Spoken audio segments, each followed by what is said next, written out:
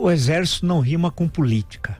Diferentemente da América Espanhola, o processo independentista brasileiro não teve uma participação determinante dos caudilhos, aqueles que marcaram a América Espanhola durante todo o século XIX, e entre outros fatores, evidentemente não é o único fator, levou à desagregação do antigo Império Espanhol e quase em 2 dúzias de países e tal, né? No caso brasileiro, o processo foi distinto. O Brasil manteve um regime monárquico, não tivemos o primeiro reinado, o período regencial, o segundo reinado, e aquele militarismo que marcou a América Espanhola, ele não existiu no Brasil.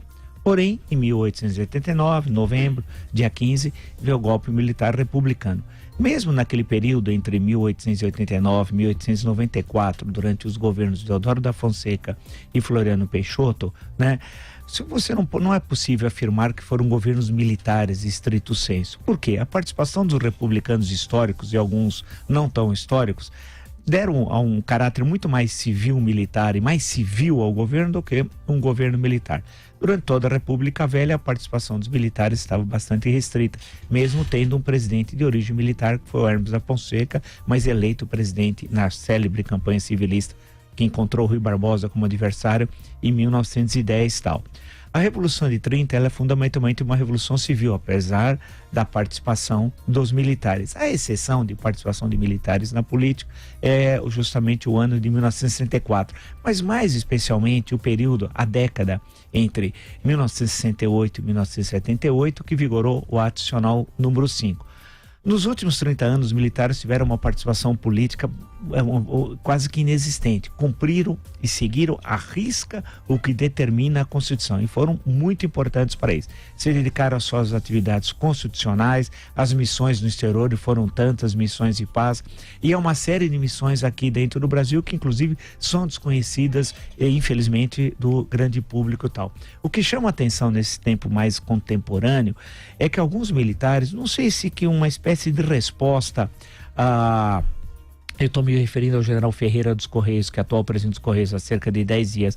Não sei se como uma resposta a um período em que ocorreram muitas críticas à gestão do regime militar nos últimos 30 anos, o período entre 1964 e 85, o período do regime militar, agora estão entusiasmados com o aplauso do público. Esse general Ferreira que preside os Correios, eu realmente fiquei muito preocupado quando ouvi o que ele disse, e ouvi, né, não só li, o que ele disse nos Correios para os funcionários. Primeiro, ele disse que não vai ter privatização dos Correios, não.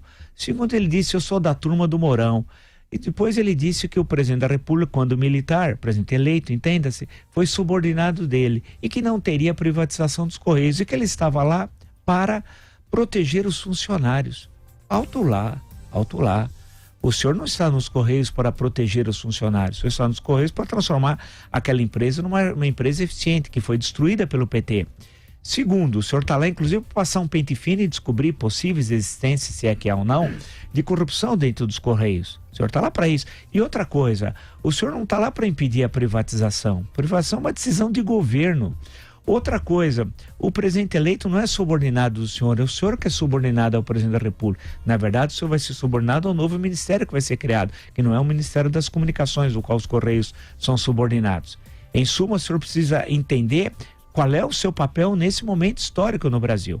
Vale destacar também que o êxito do governo Bolsonaro não vai ser o êxito, eu vou falar de uma das armas do Exército, e nem um possível fracasso também não pode ser tributário do Exército. O Exército é uma instituição permanente, os governos são temporários. Isso é central. Exército não rima com política e é ruim tanto para o Exército, caso rime, assim como para o país.